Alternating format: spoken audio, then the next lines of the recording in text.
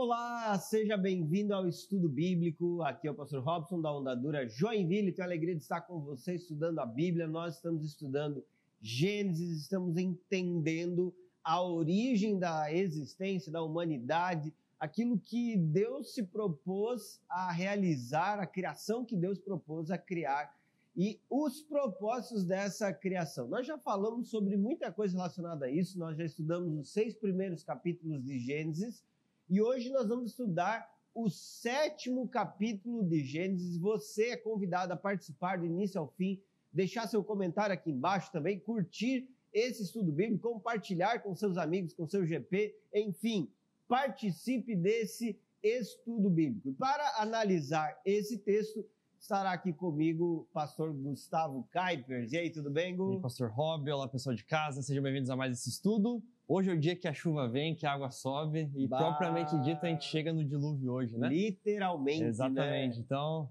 enfim, já fomos aí há 2 semanas se preparando para o dia de hoje. Muito menos tempo que Noé, né? Se preparando. Não, a gente está 2 semanas já conversando sobre a introdução desse mundo pré-dilúvio e hoje a gente vai falar propriamente dito do mundo do dilúvio, né? E do contexto específico dele. Enfim, o tema de Gênesis está sendo bom demais. Não posso dizer se já estamos na reta final ou não, mas talvez sim, talvez não. Mas enfim, daqui a pouco você vai ficar sabendo quando vai terminar esse tema, mas a gente já tem mais algumas conversas a ser feitas em cima dele. Por exemplo, a de hoje, tenho certeza que vai ser bom demais. O Gustavo hoje está enigmático, né, pessoal? Que é isso, hein? Elaine, por favor, nos ajude a discernir o que ele está falando. Muito bom, gente. Mas o que nós já vimos aqui em Gênesis de forma bem resumida? Primeiramente, a criação, depois nós falamos sobre a queda e então começamos a desenvolver a redenção. São 3 grandes temas teológicos que são desenvolvidos no livro de Gênesis e nós temos isso nas narrativas que são apresentadas dentro desse livro. Você tem capítulo 1 e 2 a criação, no capítulo 3 a queda, e a partir do capítulo 3 você já tem promessas de redenção, e a partir disso você vai percebendo as consequências do pecado. Capítulo 4, Caim e Abel, você percebe claramente como o pecado afetou a humanidade, a expansão da humanidade, capítulo 5, as genealogias mostrando o desenvolvimento. E então no capítulo 6 nós começamos a ter essa história sendo comentada que é a história de Noé. Noé, ele foi chamado por Deus para construir uma arca. E vocês podem lembrar do último estudo bíblico, aliás, se você não assistiu, você pode assistir o estudo bíblico anterior, onde Deus mandou ele construir uma arca, porque depois de 120 anos ele traria então o juízo sobre a terra. E ficou evidente como Deus enxergava Noé como alguém distinto à humanidade, ou ao restante da humanidade. E nós falamos sobre algumas características de Noé na semana passada, mas nós entendemos claramente, essas características dele são uma consequência de uma fé, de uma confiança no Deus Criador. Noé não era distinto porque ele realizava essas ações de justiça. Noé era distinto porque ele confiava no Criador. Ele acreditava de fato no que ele havia dito. Diante disso, Noé foi chamado a construir essa arca, recebeu as orientações específicas de Deus sobre como fazer essa construção. E então, no capítulo 7, nós entramos na história do dilúvio de forma muito clara e direta. Mas como sempre fazemos, antes de lermos o texto e analisarmos, nós temos uma pergunta que é como que fosse uma diretriz para o nosso estudo. Por que confiar em Deus quando tudo parece perdido? Aliás, essa pergunta muitos estão se fazendo hoje. Por que nós devemos confiar em Deus diante da realidade terrível da pecaminosidade, da mentira, do engano, dos problemas que a humanidade vive de forma geral? Como que nós podemos confiar em Deus sabendo que a maldade existe? Deus realmente está se importando com a humanidade? Deus realmente se importa com a existência do mal ou não? Ele largou o mundo por si só. E nesse capítulo 7, nós vamos analisar alguns tópicos. Primeiro, a ordem de Deus para entrar na arca, do capítulo 7, versículo 1 até o 5. Depois, a entrada na arca e o início do dilúvio, do versículo 6 ao 16. E, por fim, do 17 ao 24, o juízo divino e a destruição da humanidade. Nós percebemos claramente nessa porção como Deus trouxe o seu juízo. Vamos ler então o texto? Gênesis capítulo 7, nós vamos ler a partir do versículo 1, onde diz: O Senhor disse a Noé: Entre na arca com toda a sua família, pois vejo que de todas as pessoas na terra, apenas você é justo. Leve com você 7 casais, macho e fêmea, de cada espécie de animal puro, e um casal, macho e fêmea, de cada espécie de animal impuro. Leve também 7 casais, de cada espécie de ave. Cada casal deve ter um macho e uma fêmea para garantir que todas as espécies sobreviverão na terra depois do dilúvio. Daqui a 7 dias farei chover sobre a terra. Choverá por 40 dias e 40 noites, até que eu tenha eliminado da terra todos os seres vivos que criei. Noé fez tudo exatamente como o Senhor lhe havia ordenado. Bom, quero chamar aqui a sua atenção para esse texto que apresenta, então, inicialmente a ordem de Deus para Noé entrar na arca. Percebemos mais uma vez que Deus está se comunicando ou falando diretamente com o seu povo, seu propósito. Outra coisa, Deus mandou Noé entrar na arca com a sua família. Por quê? Porque a família de Noé, ela concordou ou assumiu, abraçou essa ideia que Noé tinha trazido de ter ouvido a voz de Deus e construir uma arca como um sinal de obediência àquilo que Deus desejava. E Noé, então, ele teve estendido sobre a sua casa, sobre a sua família, as consequências dele ter uma fé genuína ou uma fé verdadeira. O que nós percebemos a partir desse texto é que o favor de Deus na vida de Noé fez com que toda a família dele fosse edificada, abençoada. E a postura de justiça, que nós já falamos anteriormente, que é uma fé confiante em Deus que o torna justo, inclusive o que Hebreus 11 vai apontar, nós entendemos que essa atitude de justiça é algo que reverberou, refletiu na vida dos filhos ou da família de Noé de forma geral. Então, Noé recebeu de Deus uma orientação, mas essa ordem não é levá-lo para o matadouro, pelo contrário, é tirá-lo do lugar de morte, tirá-lo do lugar de condenação que o restante da humanidade iria enfrentar. E nós precisamos entender que desde esse início nós já temos uma direção sobre como Deus trata o seu povo. Deus permite o seu povo enfrentar situações diversas nessa vida, mas Deus é aquele que proporciona a salvação. Deus é aquele que proporciona o livramento. Deus é aquele que providencia o que é necessário para o seu povo viver o propósito que ele estabeleceu. E nesse caso especificamente, o propósito de Noé era permanecer vivo exatamente para simbolizar que ele e a sua família seriam um remanescente fiel. O que seria esse remanescente fiel? Aqueles que são guardados por Deus num lugar de santidade, de consagração a Ele, de separação para Ele, e que estariam totalmente, então, dedicados ao propósito estabelecido pelo Criador.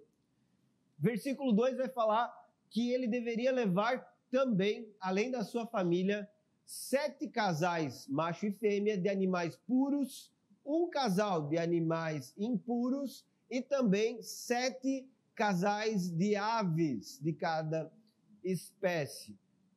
Aqui você percebe o propósito de Deus em preservar os animais e guardar a vida dos seres que foram criados por ele. Além disso, esses animais que foram separados entre puros e impuros, e lembrem, quem escreveu esse texto foi Moisés, já tinha uma compreensão clara da lei, e é bem provável que ele já tenha diferenciado como puro e impuro exatamente porque ele já tinha essa compreensão clara da lei. E, obviamente, quando Deus separou 7 casais puros e somente um impuro, ele já deixou claro que esses animais puros, eles precisariam, ou eles seriam mais necessários do que os outros, e o propósito, acredita-se realmente, é que seja para que fossem utilizados em sacrifício, em reconhecimento ao Criador e como uma forma de adoração àquele que criou todas as coisas. Portanto, você tem já aqui uma distinção entre esses animais e, além disso, você tem uma preservação dos animais como uma demonstração de que Deus, ele se importa com tudo aquilo que ele criou. Deus, ele guarda ou preserva a sua criação. E aqui entra essa misericórdia de Deus, que foi expressa por Noé e sua família, mas também está sendo expressa pelos animais, pelos seres que ele criou. Outra ideia que aparece nesse texto é da chuva acontecer daqui a 7 dias, ou seja, existe ainda um período que é uma janela de oportunidade para que vocês entrem na arca e para que todos entrem na arca. Deus declara que vai chover durante 40 dias e 40 noites, ou seja, vai chover muito, e o período de chuva é o equivalente para que todos os seres vivos que ele criou sejam eliminados, ou seja, para que o juízo dele seja efetivado sobre todos os seres que ele criou. E você tem nessa janela de oportunidade uma possibilidade de arrependimento de forma geral, até porque Noé, com a construção da arca e com a sua proclamação, ele estava então anunciando para o mundo que havia uma possibilidade de salvação. As pessoas que não ouviram, não aceitaram e até não obedeceram essa mensagem que Noé transmitiu. Porém, o que nós sabemos é que Deus, ele se mostra aqui paciente em oferecer esse juízo e aguardar realmente, ele aguarda realmente uma mudança e um arrependimento.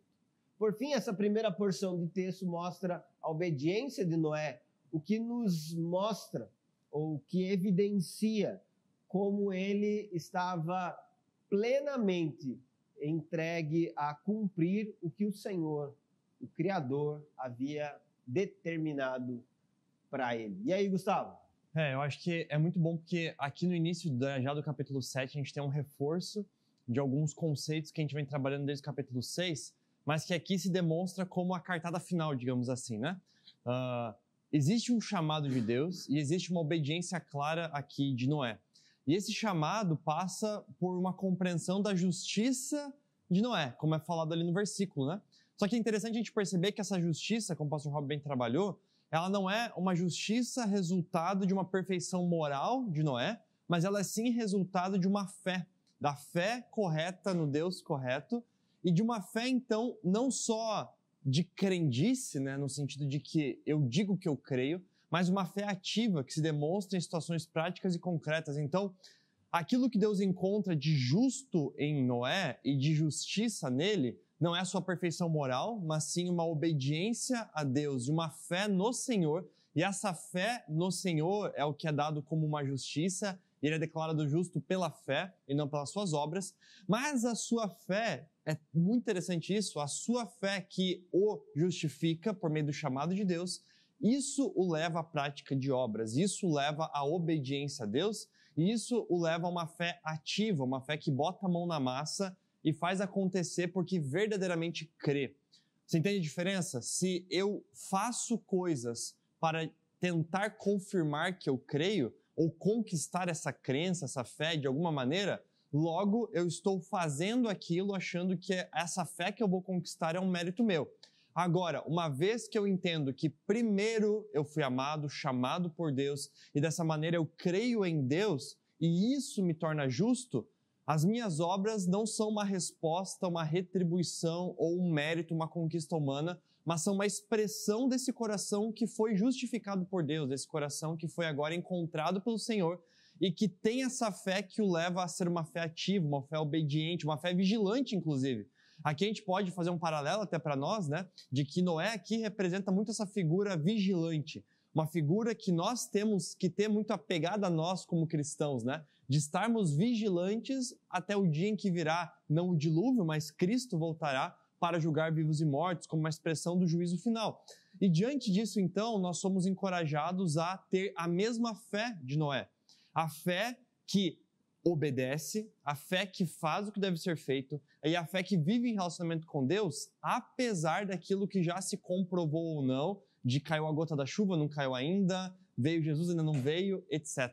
É interessante até, o pastor Rob falou, né, sobre essa paciência de Deus que é expressa, porque afinal de contas, Noé agora, quando chega a cartada final, ainda existe um período de 7 dias até virem as chuvas e, enfim, a sequência do dilúvio, e de fato, então, esse juízo recair sobre a terra.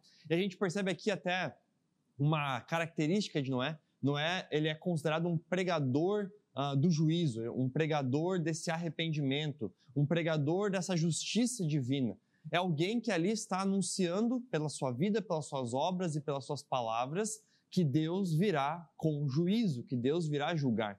E aí até é interessante porque esse período de 7 dias, né, ou esse período de espera ainda pelo dilúvio, que passa agora então pelo ministério de Noé, como esse anunciador do juízo, é interessante que isso revela não só um retardamento, né, uma espera pela conclusão do juízo, mas revela a paciência de Deus. Inclusive, lá em 2 Pedro, nós temos um texto maravilhoso de que, muitos acham que Deus demora para cumprir as suas promessas, ou que Deus se atrasou, ou está demorando para cumprir uma promessa.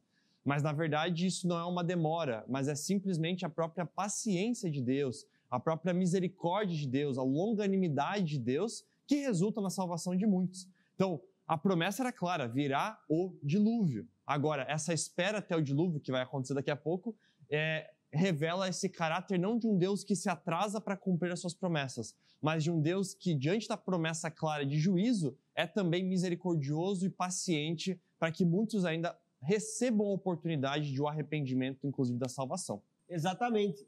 O que você vê então aqui, basicamente a ação de Noé, entrar na arca, levar os animais e levar alimento, tá? Esse detalhe está lá no capítulo 6, parte final do capítulo 6. E qual é a ação divina? Trazer o dilúvio. É isso que a primeira porção do capítulo 7 apresenta.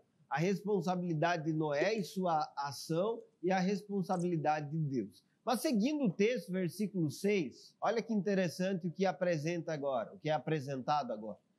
Diz assim: Noé tinha 600 anos quando o dilúvio cobriu a terra.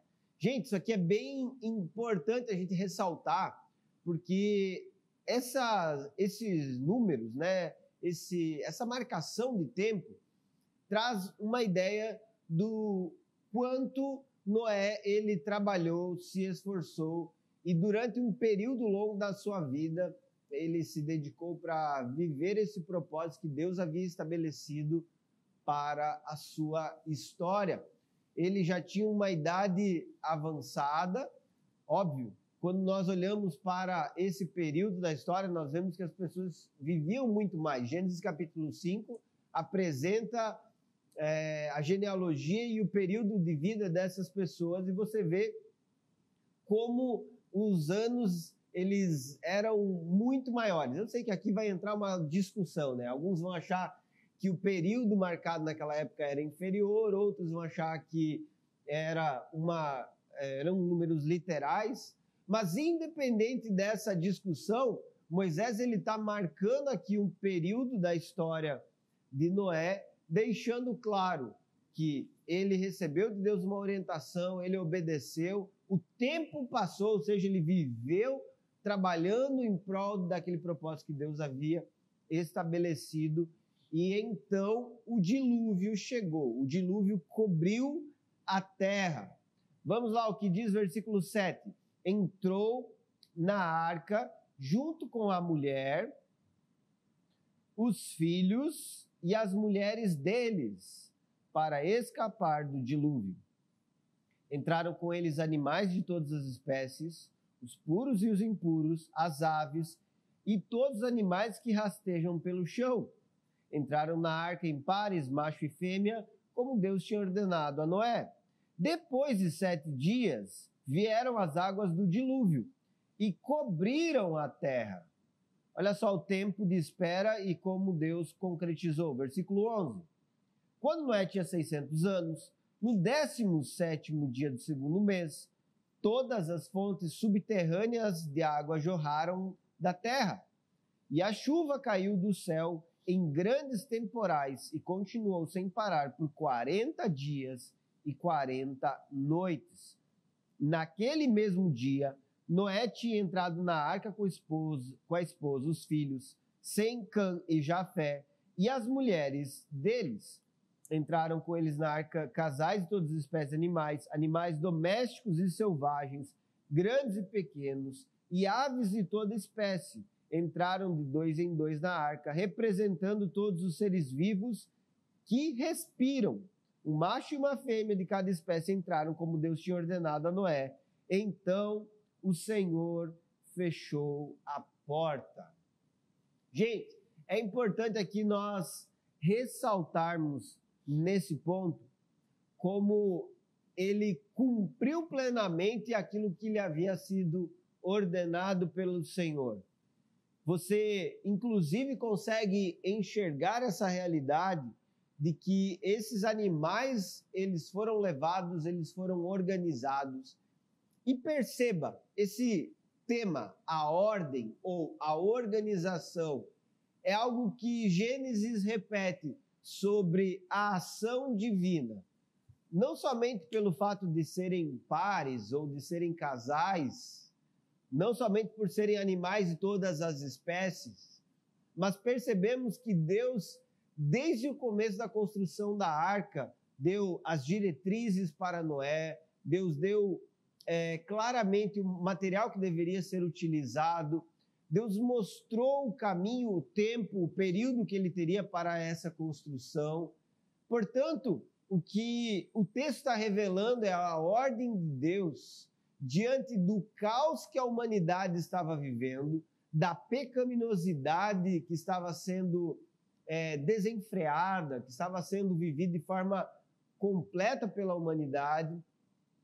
O que a Bíblia apresenta mais uma vez é um Deus que, através dos seus atos de ordem, promove restauração ou transformação daquilo que ele criou. A ação divina é plena e essa ação divina promove a organização. Como eu falei lá no início, a terra era sem forma e vazia, e disse Deus: haja luz, e ele estabeleceu a ordem no caos.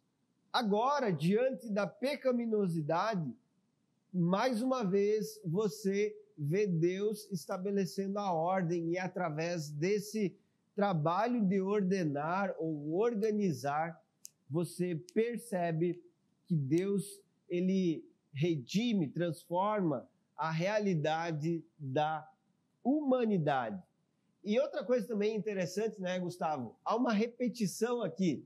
Moisés, ele repete de uma forma, depois ele fala de uma forma, depois ele repete de outra, mostrando exatamente essa ideia de que o que Deus falou foi cumprido à risca. Se você perceber no capítulo 7, 3 vezes é repetida a mesma ordem sobre levar animais, sobre quais animais levar, e isso chama a atenção exatamente sobre a forma como Deus está dirigindo e ordenando as coisas, né? Inclusive porque a gente vê isso, na verdade, em diferentes textos do Antigo Testamento, às vezes até em alguns do Novo Testamento, um reforço de uma mesma ideia como sendo até um recurso literário utilizado para ratificar, atestar que aquilo de fato é assim e de fato aconteceu dessa forma.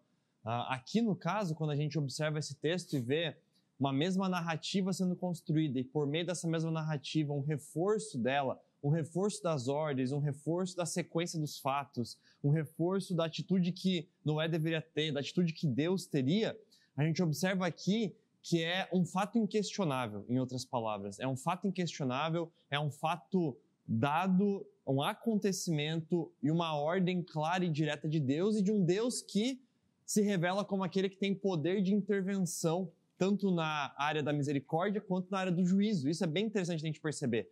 A gente olha, por exemplo, nessa porção que a gente acabou de ler, e nós vemos ali, que as águas vão começar, por exemplo, a emergir do solo. A gente olha para isso e a gente observa lá uma rememoração daquilo que foi feito em Gênesis capítulo 1, sobre a criação do mundo. Você lembra? Lá na criação do mundo, o que o texto diz é que o que havia era o caos. E Deus deu ordem ao caos, Deus organizou o caos, Deus organizou todas as coisas, deu ordem à criação como um grande maestro de todas as coisas. É interessante que quando ele dá essa ordem, quando ele organiza todas as coisas, ele faz separação de dias, ele faz separação da terra e água, ele faz separação das águas do céu e das águas de baixo, ele faz separação e organização de todas as coisas. Esse mundo agora criado por Deus, esse universo criado por Deus, é um universo organizado também por Deus. Aqui então, a gente vê, desde já do capítulo 6, e aqui então como um juízo final a essa história, uma noção de que o mundo criado por Deus, enquanto comportamento humano, enquanto característica do pecado, não estava mais vivendo em ordem, estava vivendo em caos, em puro caos.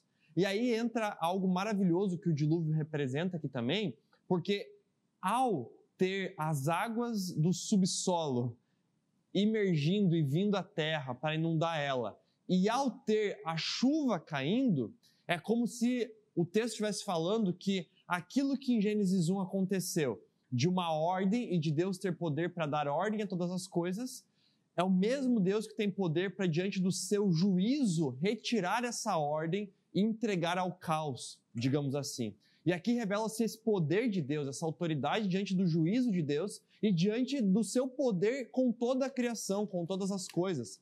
Agora, as águas que estão separadas se juntam novamente e o caos que estava imperando na humanidade é levado à criação para que a criação agora também aniquile e purifique essa humanidade por meio dessa ação do juízo de Deus. Então, é maravilhoso a gente perceber o quanto que isso retifica e reforça o poder de Deus diante de toda a criação e o quanto que essa repetição e essa ênfase que é dada tanto na atitude de Noé como uma fé ativa obediente, quanto na atitude de Deus como justo juiz, reforça e testifica um evento bem pontual, concreto, de um juízo do Senhor que veio e que também testifica o que virá, Exatamente. Então, você tem nesse dilúvio uma chuva intensa, a ideia de que a água caiu do céu, então essa chuva foi torrencial. Inclusive nós usamos esse termo, caiu um dilúvio, Então nós logo lembramos ou remetemos a esse evento. E águas subterrâneas, aqui é interessante isso porque dá a entender que de fato os mananciais de água, aliás, que nós temos embaixo da terra, esses mananciais fizeram a água subir, a água jorrar, brotar, enfim, a água ela caiu do céu e veio de baixo de uma forma direta. Você percebe o governo de Deus sobre as coisas criadas. A água, a chuva, o sol, as estrelas, o universo criado, ele é governado por Deus, ele é dirigido pelo Criador. E Deus usa esse universo para os propósitos que ele estabelece. Deus, ele cumpre seus propósitos usando como instrumento quem ele deseja, inclusive a água, a chuva, o sol, uma tempestade, um raio, um trovão, enfim, um grande peixe. Deus pode usar quem ele quiser para cumprir o seu propósito. E uma coisa ainda chama a nossa atenção no final do versículo 16, é que Deus, ele fecha a porta da arca. E essa expressão, ela é muito preciosa para garantir a segurança daqueles que entraram dentro da arca, para dar a certeza de que aquilo de fato era um propósito de Deus. De alguma forma, Deus agiu para que aquela arca ela fosse fechada ou sedimentada. E aqui alguns vão entender literalmente, outros vão entender que isso não se cumpriu de forma literal, mas é uma força de expressão para mostrar, na verdade, que Deus dá segurança ao seu povo. De qualquer forma, o que nós vamos entender a partir dessa colocação? Deus é aquele que preserva, que guarda o seu povo. Deus é aquele que tem esse poder de proteger o seu povo e guardá-lo em segurança até o cumprimento do propósito que ele estabeleceu. Alguém vai dizer assim, isso quer dizer que o cristão não vai sofrer nessa terra? Isso quer dizer que o cristão não vai passar pela grande tribulação? E por aí vão os argumentos, né? Mas é importante nós entendermos que falar que Deus preserva não quer dizer que Deus impede um cristão de morrer. Até porque o próprio Filho de Deus foi morto na cruz. Quando nós dizemos que Deus preserva, é que Deus guarda primeiramente a nossa fé e a nossa convicção e nos ajuda a perseverar até o fim. E também Deus nos mantém vivos até o momento que Ele deseja nessa terra, porque a nossa vida está em Suas mãos. Nós respiramos porque Ele ainda tem um propósito com a nossa existência aqui nessa terra. E enquanto Ele quiser, nós permaneceremos aqui.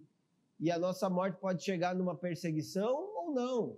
Pode ser guardado num acidente ou não. Ou seja, Deus preserva o seu povo no período em que Ele quer que vivamos nessa terra, porque infelizmente ainda nessa vida nós vamos enfrentar a morte e essa é uma realidade para todos nós. Mas essa mensagem da preservação, do cuidado de Deus com o seu povo, é algo que deve nos trazer segurança, convicção, certeza, porque guardados pela sua mão, nós podemos caminhar seguros até o fim. Inclusive, um desdobramento prático disso também, no que diz respeito à nossa compreensão soteriológica, né, naquilo que a gente compreende sobre salvação, doutrina da salvação, é interessante a gente perceber que se nós estamos falando, né, que a justiça de Noé é uma justiça de graça e não de mérito, então é a graça de Deus que o justifica e não os seus méritos que o justificaram, se nós estamos afirmando isso, nós também estamos afirmando que a escolha de Noé, a salvação de Noé e sua família serem preservados agora dentro da arca, é também uma ação soberana de um Deus salvador, preservador e que quer preservar esse remanescente fiel. Mas também Deus, ao aplicar esse fechamento da porta, digamos assim, se comprova e se testifica aqui ainda mais essa soberania de Deus diante do assunto da salvação, no que diz respeito de que ninguém, nem mesmo Noé, tem poder para abrir ou para fechar essa porta. Nesse sentido soteriológico, nesse sentido de salvação também, a gente consegue compreender, aqui no caso bem prático do dilúvio e da arca, que aqueles que foram salvos do dilúvio e aqueles que não foram salvos do dilúvio, foi também com essa porta selada por Deus, que não se poderia abrir ou fechar por algum outro ser humano. Da mesma forma, a gente entende da salvação, né? A salvação acontecendo ou não é também um ato soberano da parte de Deus, gracioso da parte de Deus, um presente de Deus a nós. Então, é interessante a gente compreender isso também, de que não há aqui nessa tipologia, né, da arca, da porta e daquilo que é feito, se nós olhamos para termos de salvação, não há poder também, nem mesmo naquele que está sendo salvo, Noé, de abrir ou fechar essa porta, mas tão somente do próprio Deus em garantir a salvação mas também a própria condenação daqueles que, enfim, ficaram para fora e receberam juízo nesse sentido, né? Exatamente. E vamos lá para a parte final do capítulo 7, versículo 17 em diante, onde diz: durante 40 dias, as águas do dilúvio se tornaram cada vez mais profundas, cobriram o solo e elevaram a arca bem acima da terra.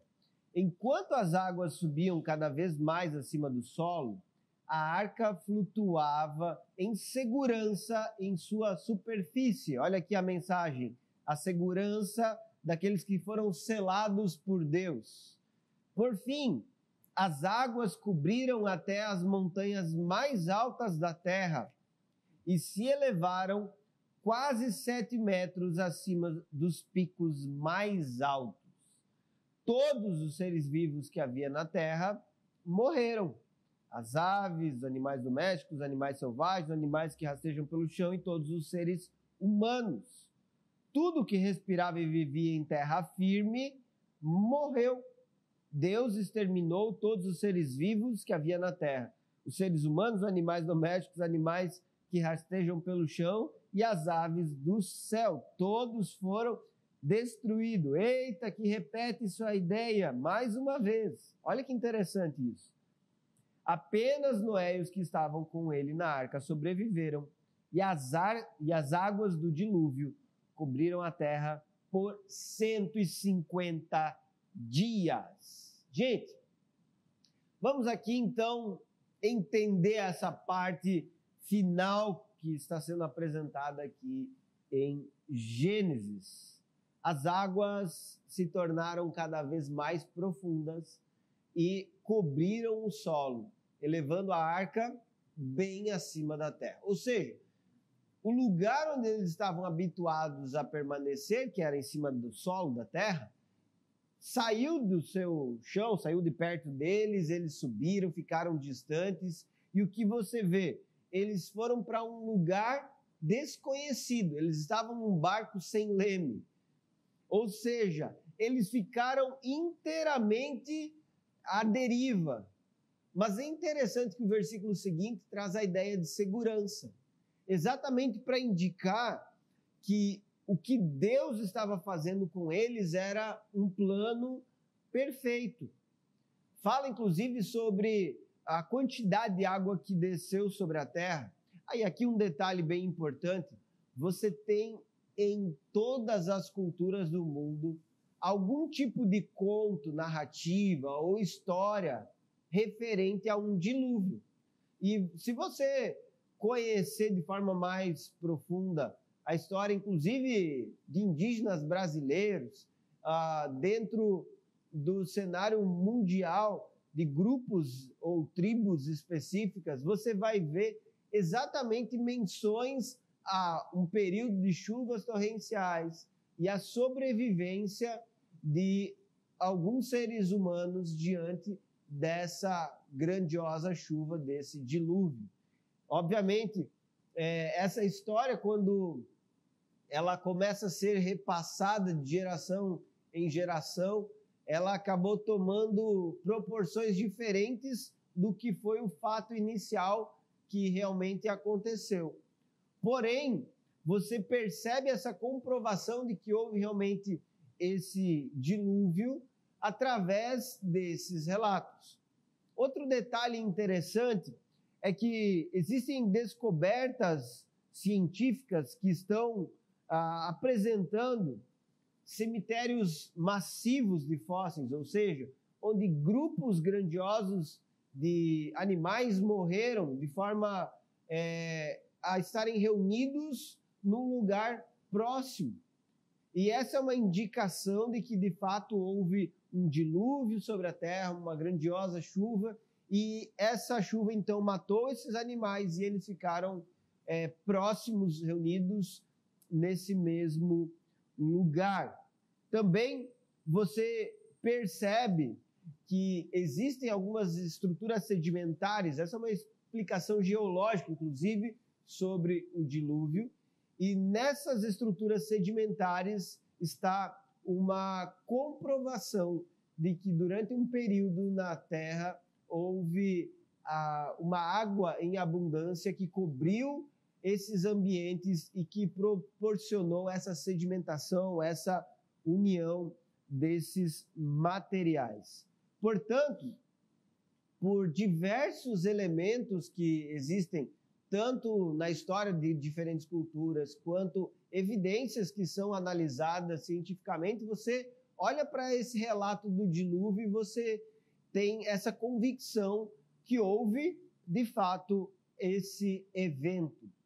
Obviamente que muitos cientistas vão questionar o relato bíblico, até porque o relato bíblico ele envolve a fé, a convicção de que Deus é o soberano criador e que, de fato, essa é a verdade que está contida na palavra de Deus.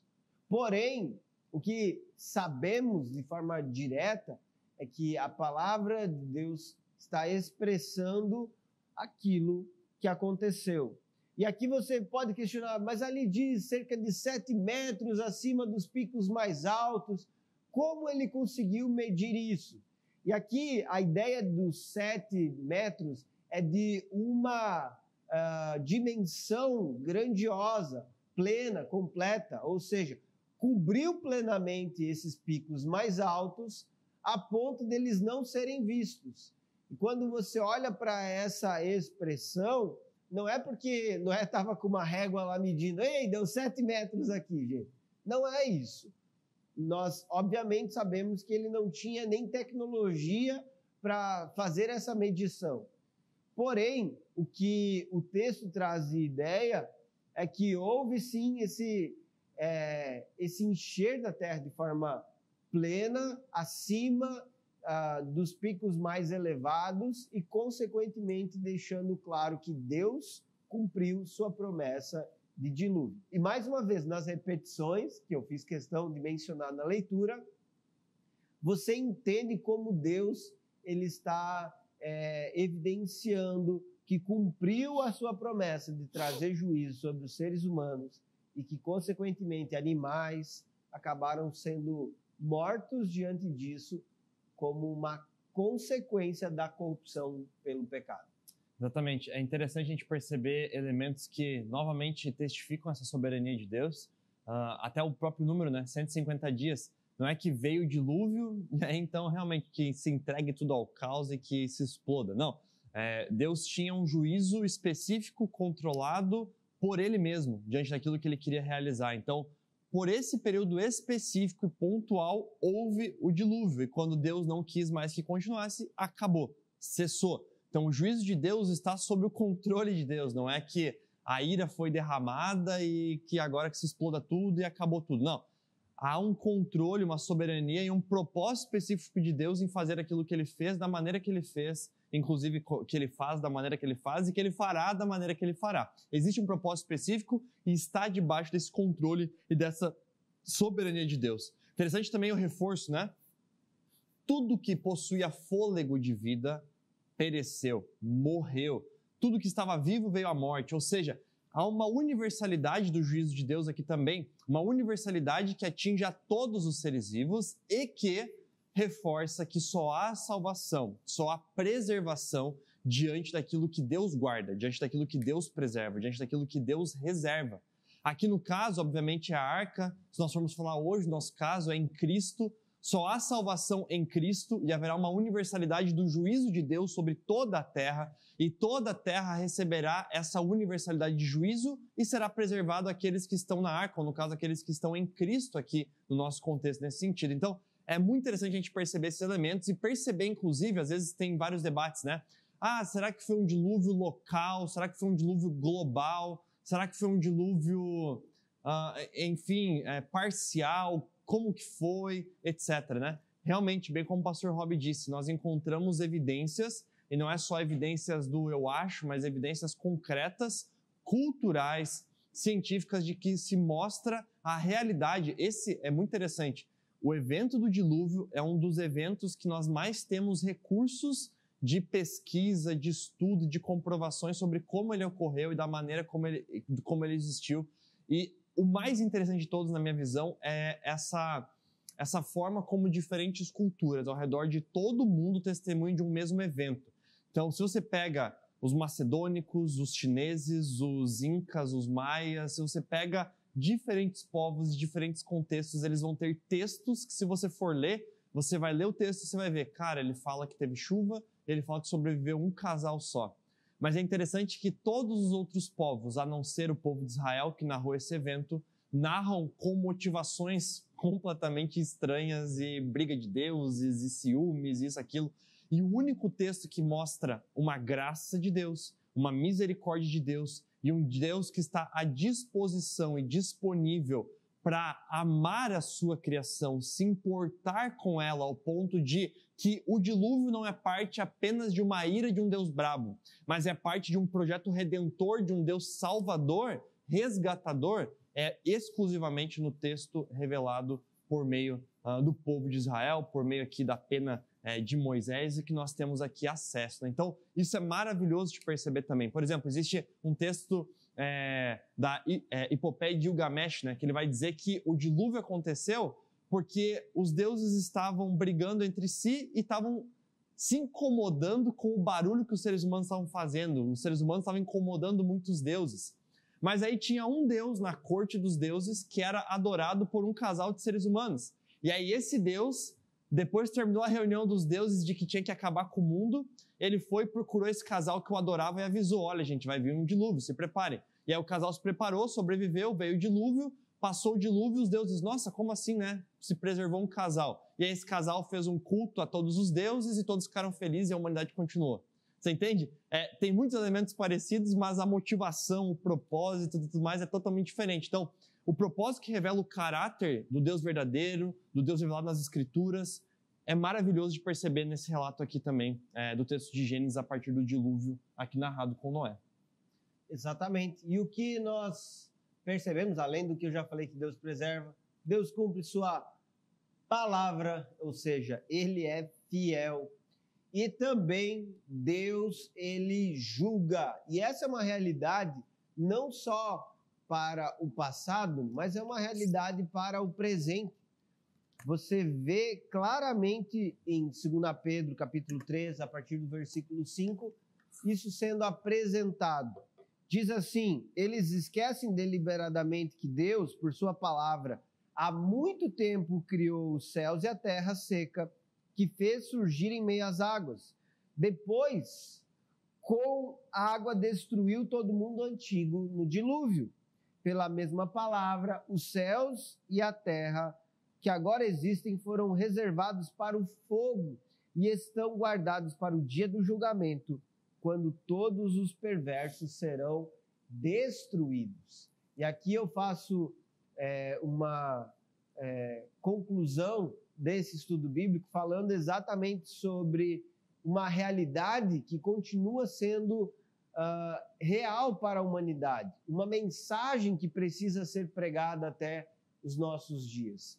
O mesmo Deus que julgou com o dilúvio, um dia julgará toda a humanidade e trará as consequências pelo pecado. Por isso, o chamado para aqueles que estão abandonando Deus, se distanciando de Deus, é que se arrependam e que se voltem para o seu Criador com rapidez, com agilidade.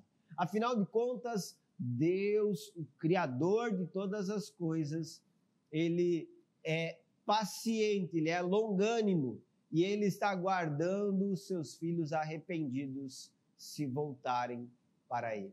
Que você seja esse filho arrependido e que você se volte para Deus, o teu Criador, com todo o coração. Por isso finalizamos lembrando nossa pergunta: por que confiar em Deus quando tudo parece perdido? Precisamos confiar em Deus, porque Deus, Ele julgará sim a terra. Porque Deus, Ele preservará sim o seu povo em meio ao juízo. E certamente essa palavra que Deus, Ele disse, irá se cumprir. Portanto, confiamos em Deus não pelo que acontece no mundo perdido, mas confiamos em Deus porque Ele deu a sua palavra e por tudo que Ele prometeu a nós. Exatamente, né? Esse texto não é apenas um lembrete de um relato histórico, mas é também um lembrete poderoso teológico da justiça, da santidade, da misericórdia de Deus e do chamado que todos nós temos de uma fé ativa, né? Uma fé que confia em Deus e por isso vive obediente a Ele até o fim. Bom demais, né? Isso aí, bom demais. Finalizamos o capítulo 7. Mais um capítulo finalizado. E se você não assistiu os outros estudos bíblicos, faça isso agora mesmo. Vai lá, você tem outros... Quantos? Já são... Capítulo 1, capítulo 2, capítulo 3, 7, né? 4, aí 6, o 6 teve 2, agora teve mais um, então já está no 8º. Esse é o 8º, né? Então tem outros 7 estudos bíblicos para você assistir aqui no canal da Onda Dura. Faça isso, certamente você vai ser muito... O capítulo 3 também teve 2, então são 9. 9. Então tem 8 ainda. O capítulo 6 e o 3 foi dividido em 2. Olha aí, ó. Só e não você teve do 5. voltar aqui, tem um estudo bíblico no canal da Onda aqui, você vai encontrar Exatamente. todos eles em detalhes. Valeu, Gustavo. Deus abençoe. Tamo junto. Tchau, tchau, pessoal. Até Valeu. mais.